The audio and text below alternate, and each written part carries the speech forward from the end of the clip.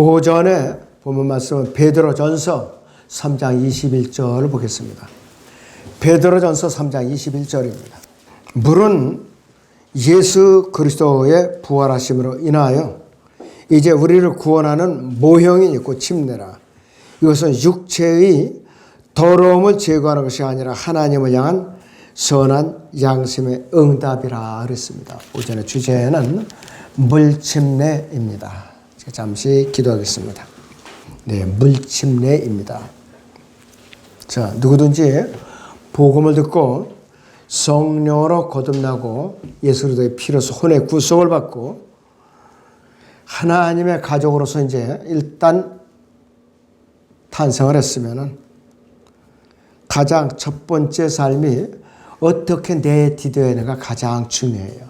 너무나도 중요한 것이. 올바른 지옥교회 회중 앞에서 자신의 믿음을 구원받은 믿음에 대해서 간증을 하고 나서 물침례에 순종하는 것이에요. 그런데 어떤 사람들은 물침례가 구원을 받기 위한 필수 조건이라고 주장하는 그런 사람도 있어요.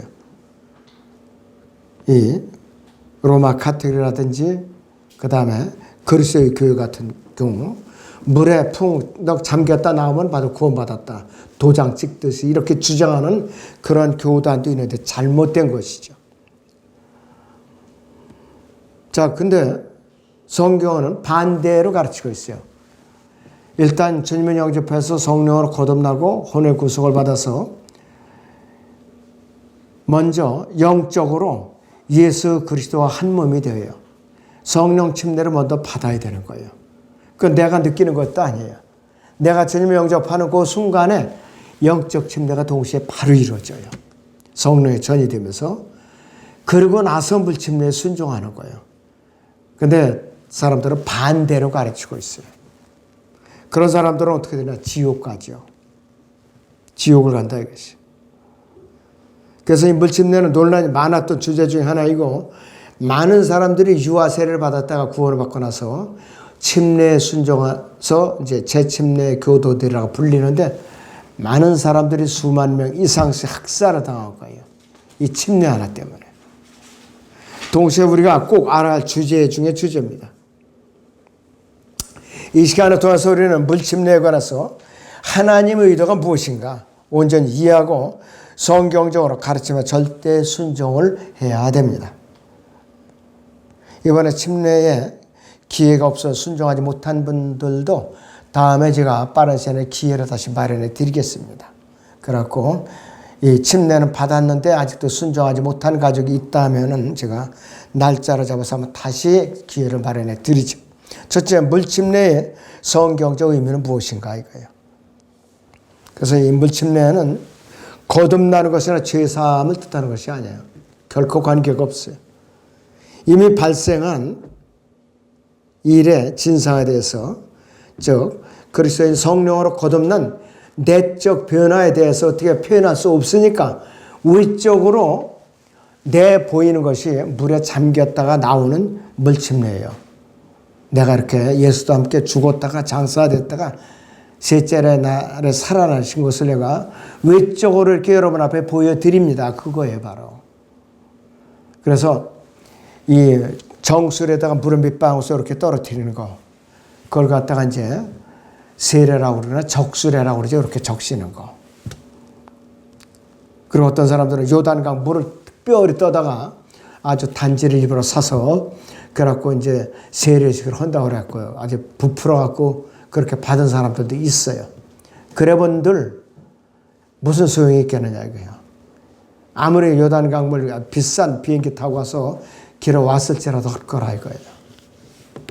자, 물침례는 첫째는 죄에 대해 죽고 하나님께 살아난 것을 죄로 인해 지옥에 갈 수밖에 없었던 사람이 예수 그리스도를 개인의 주와 구세주로 믿고 성령으로 거듭나고 혼이 예수 그리스도의 피로서 구속받은 사실에 대해서 겉으로 표시하는 성경에 근거한 의식입니다. 바로. 그 신약교회는 올바른 교회에서는 침례와 주의 만찬이 두 가지밖에 없어요. 다른 거는 다 잡다한 교회 운영을 위한 교회 운영을 위한 여러 가지 잡다한 기구에 불과한 것이에요. 아무리 좋은 거라도. 그래서 미국의 그 펜사콜라 성경 침례교회는 많은 조직들이 있었다고 그래요. 저희가 이제 그 전에 2주간 갔었는데 하도 교회 말썽을 부리고 그걸 갖고 마귀가 또 쓰고 그러니까 모든 모임을 싹 해체를 했다고 그래요. 하도 말썽을 부리니까. 자, 오죽하면 그랬겠습니까? 그래서 이 교회 안에서는 교회를 운영하기 위한 부득이한 조직위에는 자꾸 조직을 만들어 놓으면 안 돼요. 그걸 갖고 마귀가 또 역사하면서 또 쓰는 거예요, 바로. 자, 물침례에 앞서서 우리가 구원받을 때 거듭날 때에 어떻게 성령 침례가 이루어졌는가 성경 몇 구절을 같이 보죠. 갈라디아서 6장 14절을 보죠. 갈라디아서 6장 14절을 보세요, 여러분들. 그러나 나에게는 우리 주 예수 그리스도의 십자가 외에는 결코 자랑할 것이 없나니 그로 인하여 세상에 나에게 십자가에 못 박히고 나도 세상에게 그러하니라 그랬습니다. 성령 침례가 이루어졌으니까 이렇게 된 거예요. 그 다음에 골로새서 3장 3절을 또 보세요. 골로새서 3장 3절을 보세요, 여러분들. 이는 너희가 죽었고 또 너희의 생명이 그리스도와 함께 하나님 안에 감추어졌기 때문이라. 주님을 영접한 순간 영적 침례가 이루어진 거예요. 예수 그리스도의 몸 안으로 내가 들어간 것이에요. 예수 그리스도 한 몸이 된 것이에요. 내 안에 성령이 전이된 것이에요, 바로. 그래서 이 성령 침례는 주 예수 그리스도와 하나됨을 표시하는 것이에요. 그래서 로마서 6장 1절 13절에 대해서는 이 영적인 침례에 대해서 자세하게 언급을 하고 있는데 웬만한 사람들이 그것을 물침례라고 또 가짜로 가르치고 있어요. 단계적으로 제가 설명을 해드려요. 첫째, 성령 침례는 예수 그리스도의 죽음과 하나가 되는 것이에요. 예수 그리스도의 죽음과. 로마서 6장 5절을 봅니다, 여러분들. 자, 상반절을 보시면 만일 우리가 그의 죽으심의 모양으로 함께 심겨졌다면 그랬어요. 뭐냐? 영적으로 내가 예수 그리스도의 죽음에 동참했다는 뜻이에요. 실제 내가 죽은 게 아니라 이거예요. 그 다음 두 번째는 성령 침례는 예수 그리스도와 함께 장사됨으로써 하나가 되는 것입니다. 로마서 6장 4절 앞절을 보죠. 그러므로 우리가 죽음 안으로 침례를 받아 그와 함께 장사되었으니 예수 그리스도와 함께 죽고 장사되었다는 뜻이죠. 세 번째는 성령 침례는 예수 그리스도의 부활과 더불어 하나가 되는 것이에요. 자, 로마서 6장 4절의 하반절을 보세요. 이나 아버지의 영광으로 인하여 그랬어요. 그리스도께서 죽은 자들로부터 일으켜지신 것 같이 우리도 또한 생명의 새로운 가운데 행하게 하려 함이니라 그랬습니다. 예수 그리스도의 부활에 내가 영적으로 동참했다는 것을 나타내주고 있는 것이에요. 네, 굉장히 중요한 것이에요. 또 이 성령 침례는요, 예수 그리스도의 몸에 연합된 것을 나타내는 것이에요. 고린도전서 12장 13절을 같이 보죠. 고린도전서 12장 13절을 봅니다. 유대인이나 이방인이나 종이나 자유인이나 한 성령에 의하여 우리 모두가 한 몸 안으로 침례를 받았으며 또 모두가 한 성령 안으로 마시게 되었느니라 했습니다. 영적 침례예요. 예수 그리스도의 몸 안으로 성령께서 우리를 밀어 넣어 버린 거예요. 하나가 된 것이라 이것이에요. 그래서 방언을 받았거나 신의 은사를 받았다고 해서 성령 침례 받은 것이 아니에요. 그건 마귀의 은혜를 받은 거라 이것이. 그래서 성령 침례를 받다는 것은 구원과 성령을 따로따로 받는 것이 아니에요. 동시에 이루어지는 거예요. 동시에. 구원받은 사람들이요, 구원받은 이후에는 믿음이 침체할 때마다 자백하고 돌이키고 무릎 꿇으면 성령 충만임이라는 것이 있으면 있었지, 성령 침례라는 거 두 번 다시 있어서 안 되는 것이에요. 근데 사람들은 계속해서 성령 침례를 받아야 된다 주장하는 사람도 있어요. 그건 안 되죠.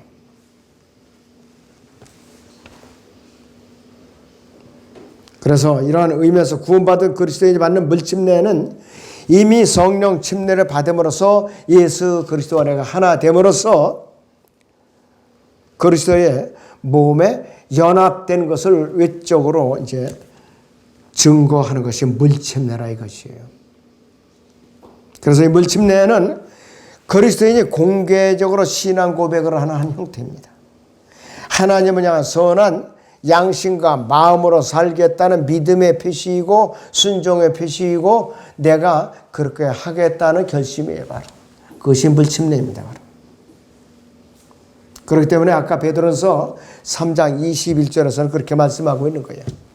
물은 예수 그리스도의 부활하심으로 인하여 이제 우리를 구원하는 모형이고 침례라. 이것은 육체의 더러움을 제거하는 것이 아니라 하나님을 향한 선한 양심의 응답을 했어요. 구원이 아니라 하나님을 향한 선한 양심의 응답이라고 했어요. 지옥교회 성도들의 회중 앞에서 이렇게 증거하는 것이야. 자, 그렇다면 어떤 사람이 물침례를 받을 자격이 있는가 이것이요. 두말할 것도 없이 예수 그리스도를 믿고 영접해서 성령으로 거듭난 사람이 물침례의 대상에, 성령으로 거듭난 사람만이 물침례의 대상이라고 가르치고 있어요. 그 성경에서 물침례를 받기 위해서 나온 사람은 누구든지 주 예수 그리스도를 주와 구주로 믿고 구원받은 것을 고백을 할 줄 알아야 돼요. 이것이 믿는 자의 침례인데 성경에서는 에티오피아 내시가 나오죠. 또 여기서 코넬료 가정에서 베드로로부터 구원받고 성령을 받은 베드로의 이 코넬료의 가족이 침례를 받아요. 에티오피아 내시는 가다가 가게에서 침례를 받고 가죠. 코넬료 가정 가정에서 받았어요. 가정에서. 지난 화요일날 이제 침례 받은 분들도 윤자매님 가정에서 받았어요. 장소는 구애되지가 않아요. 사람이 몸이 충분히 잠겼다 일어날 수 있는 그러한 그 장소면 되는 것이에요. 그러한 장소면 된다 이것이 바로. 자, 그래서 누구든지 구원 받은 사람들은 바로 간증을 할 수가 있어야 돼요. 믿는 자의 침례 성경에서 에티오피아 내시에는 그래서 이 빌립 집사로 하여금 하나님께서 역사하신 거예요. 가서 내가 마차에 올라타서 이사야서 53장을 읽고 있는데 가서 가르쳐 줘라 이거예요. 누군가 가르쳐 주고 왜 예수님께서 죽으셨는가를 설명해 주라고 그랬어요. 그래서 이 사도행전 8장 36절부터 보죠, 여러분들. 사도행전 8장의 36절에서 38절을 봅니다. 그래야 그들이 길을 따라가다가 물이 있는 곳에 이르자 내시가 말하기를 보라 여기 물이 있도다. 내가 침례를 받는데 무슨 고침이 있느냐라고 하니 빌립이 말하기를 만일 당신이 마음을 다하여 믿음을 합당하니라고 하니 그가 대답하여 말하기를 나는 예수 그리스도가 하나님의 아들이신 것을 믿나이다 라고 하더라. 이렇게 해서 믿음의 고백을 했죠. 그러고 나서 그가 마차를 세우라고 명한 다음 빌립과 내시가 둘 다 물러 내려서 빌립이 그에게 침례를 주니라. 그들이 물속에서 올라오자 주의 영이 빌립을 데려가시니 그 내시가 그를 다시 보지 못하더라. 그러나 그는 기뻐하며 자기 길을 가더라 그랬습니다. 빌립이 에티오피아 내시가 구원을 받고 에티오피아에 복음이 들어간 거예요. 함족에게 최초로 성경대로 믿고 간증을 이제 들었고 침례를 받은 최초의 사건이에요. 그러니까 성경적인 침례는 함족이 제일 먼저 받았어요. 함족이. 자, 그 다음에 또 누가 있었는가? 사도행전 10장을 보죠, 여러분들. 47절 48절을 봅니다.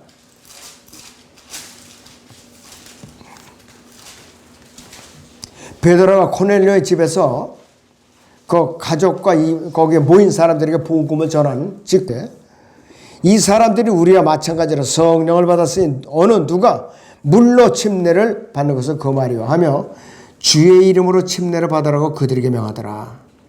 그들은 베드로에게 며칠간도 머물기를 간청하더라. 여기서도 가정에서 침례를 받았어요. 가정에서.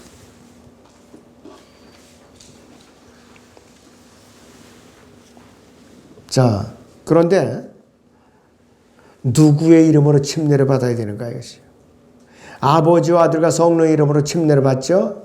사도행전 28장 19절에서는 아버지와 아들과 성령의 이름으로 침례를 주라고 그랬는데 또 한 가지 이름으로 침례를 줄 수가 있어요. 아들이신 예수 그리스도도 주라고 부르고 하나님도 아버지라고 부르고 성령도 주라고 부릅니다.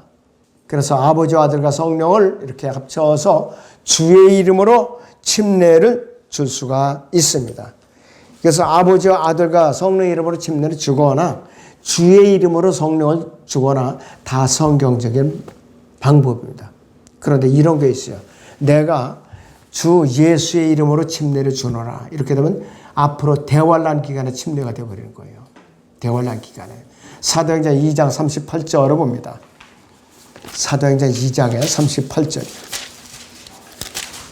자, 베드로가 그들에게 답변하기를 회개하라. 그리고 죄들을 사함받은 것 인하여 너희 각자는 예수 그리스도의 이름으로 침례를 받으라. 그리하면 너희가 성령의 선물을 받으리라. 그랬습니다. 그들은 갈보리 십자가 예수 그리스도를 죽인 민족이에요. 그럴 때는 예수 그리스도의 이름으로 침례를 받아요. 아버지와 아들을 성령의 이름으로 침례를 받는 것은 아니라 이것이요. 바로. 앞으로 그들은 대환란 기간에 예수 그리스도의 이름으로 침례를 받아요. 그래야만 성령을 받는 것이에요. 그래야만 성령을 받을 수가 있는 거예요. 자, 그렇다면 언제 침례를 받아야 되는가? 구원받은 사실을 간증하고 물침례의 의미를 자기가 필요성을 정확하게 알았다면 구원받은 후에 시간 지체 없이 바로 받을 수가 있어요. 일반 제도교회 같으면 6개월간 학습, 교리문답을 통해서 6개월간 학습, 1년이 지나서 그런 절차가 필요가 없어요. 자기가 확실하게 구원받은 것을 알고 회중 앞에 간증을 하면 침례 순종할 수가 있어요. 그날로도 받을 수가 있어요. 그날로도. 정확하게 한다면. 이토피아 내시가 그랬잖아요. 코넬료 가족들도 그랬고.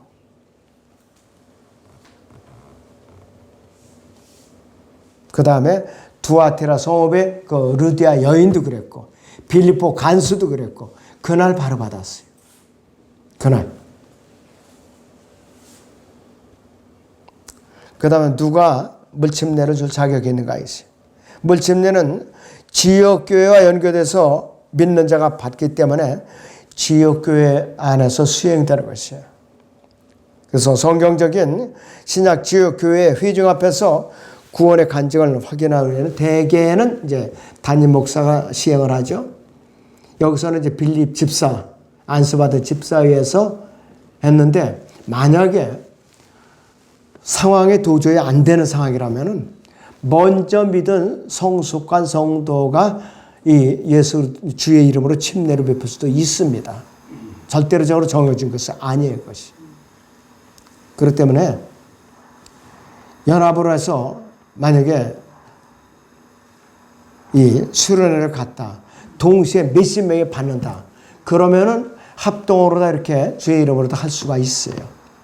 담임 목사 아니면 몇 명 맡아 하고 먼저 성숙한 그 성도들이 이렇게 같이 할 수가 있는 거예요.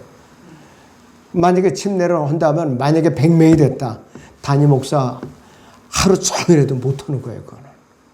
그럴 경우에는 그렇게 연합해서 한다 이거예요. 자, 그 다음에 물 침례는 어디서 받아야 되는 게 장소 문제죠. 아까 말한 것처럼 물이 있는 곳이면 어디서나 받을 수 있어요. 성에서 강에서 이제 물 침례를 이제 받는 경우도 있었죠. 예수님께서 강에서 요단에서 침례를 받으시고 올라오셨고 별도의 지시가 없는 곳에도 물이 있으면 행할 수 있죠. 루디아 여인도 그랬고 빌립보 간수도 그의 가족과 함께 가정에서 침례를 받은 것이에요. 가정에서. 자, 사도행전 16장 13절을 봅니다. 사도행전 16장 13절을 보죠. 자, 일단은 14절부터 봅니다. 거기에 루디아라고 하는 여인이 있었는데 두아티라 성읍이 자주 옷감 장수로 하나님을 경배하는 여인이었어. 우리의 말을 듣더라. 주께서 그녀의 마음을 열어 바울이 말한 것에 주의를 기울이게 하시니라.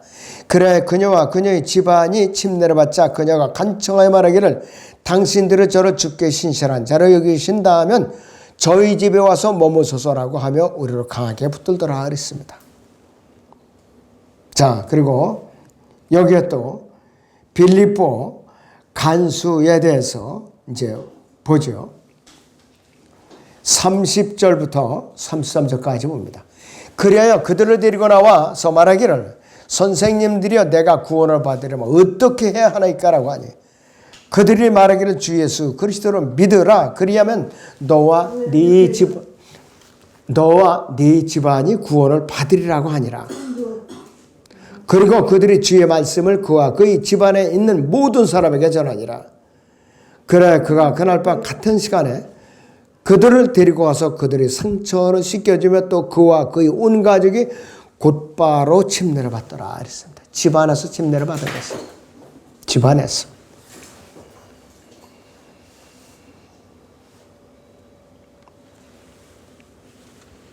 그래서 물에 잠기는 것은 예수 그리스도와 함께 죽었고 땅에 묻혀서 물에서 부활했다는 것을 상징하는 것이에요.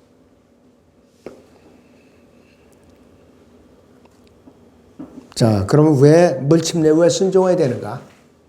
왜 순종해야 되는가 했어요. 물침례는 구원을 받기 위한 조건은 아니에요. 설령 침례를 순종하지 않았다 하더라도 셋째 나라 가는 거는 갑니다. 틀림없이.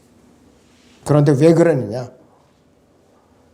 어떤 행위도 믿음이 없이는 믿음으로 말미암아 행위도 없이 구원을 받아야 돼요. 그런데 구원받고 나서 자, 구원이 물침례를 받기 위한 조건이라 그렇죠. 구원을 받고 나서야 물침례를 받을 자격이 있죠. 그런데 이 물침례는 주님께 헌신한 것, 섬김과 영적 성장을 위해서는 절대 필요하다. 왜? 첫 번째 순종이 구원관념과 침례에 순종을 하는데 이걸 불순종하니까 어떻게 되는가? 그 다음에 명령에 순종이 잘 안 되더라 이것이에요.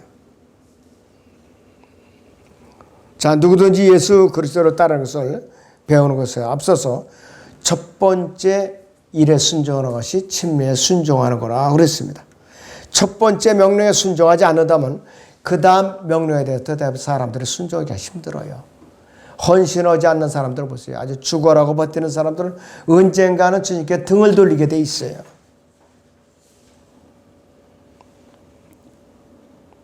예수 그리스도께서도요. 침례 요한에게 침례에 순종했어요.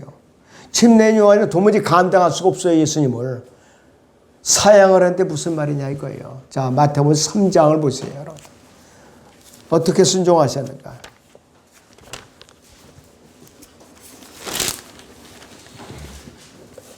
마태복음 3장에 13절부터 보죠. 그때 예수께서 갈릴리로부터 요단강에 있는 요한에게 오셔서 그에게 침례를 받으려 하시더라. 그러나 요한이 말리며 말씀드리고 내가 주께 침례를 받아야 할 터인데 주께서 내게로 오시나이까라고 하니 예수께서 대답하여 그에게 말씀하시기를 이제 허락하라. 우리가 이렇게 하여 모든 의를 이루는 것이 합당하니라고 하시니 이에 그가 허락하더라 그랬습니다. 그러니까 침례 요한도 예수님께 침례를 베푼 것이에요. 자, 이 물침례는 그래서 하나님을 향한 선한 양심의 응답이라고 그랬어요. 그래서 순종해야 되는 거예요. 그래서 그리스도인들 가운데 누구도 물 침례와 이 방법을 내가 가정에서 받겠다든지 꼭 강가에 나가서 받겠다든지 선택을 하나 거절할 특권이 없어. 왜? 교회 형편에 따라서 정하면 되는 거예요. 교회 형편에 따라서. 그래서 이제 나는 꼭 강가에 가서 받겠습니다 하면 그 사람은 침례 못 받는 거예요. 여름까지 기다려야 되는 거예요. 어쩔 수 없이. 물에 잠길 만한 용량의 그 용기만 있으면 어디서든지 실행이 가능하다 이 뜻이에요. 바로. 그리스도인은 단지 하나님의 말씀에 기록된 대로 첫 번째 순종해야 할 의미를 올바로 알아야 되고 그대로 순종을 해야 되는 것이에요. 그것이 바로 침례에 순종하는 것이다. 그래서 저는 화요일날 침례에 순종하신 분들은 복 받으신 분들이에요.